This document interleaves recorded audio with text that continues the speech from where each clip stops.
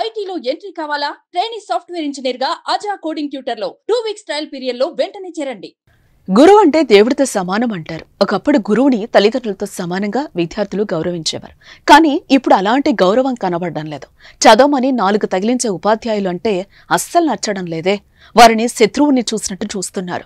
తాజాగా కొందరు విద్యార్థులు కలిసి టీచర్ కుర్చీ కింద బాంబు పెట్టేశారు. అది హర్యానాలోని భివానీ జిల్లాకు చెందిన ఓ జూనియర్ కాలేజ్.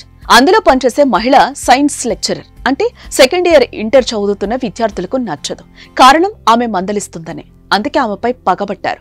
ఏదైనా చెయ్యాలని అనుకున్నారు. మొన్న దీపావళి జరగడంతో టీచర్ కుర్చీ కింద బాంబు పెట్టాలని ఆలోచన వచ్చింది. దీనికోసం పెద్ద ప్లానే వేశారు. అందుకోసం యూట్యూబ్ చూసి రిమోట్ కంట్రోల్ బాంబును తయారు చేసి కళాశాలకు తీసుకొచ్చారు.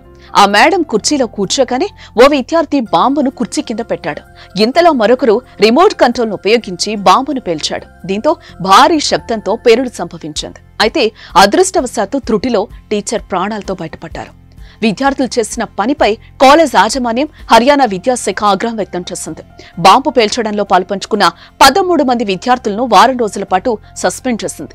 ఘటనపై గ్రామంలో కూడా పంచాయతీ పెట్టి వారిని మందలించారు.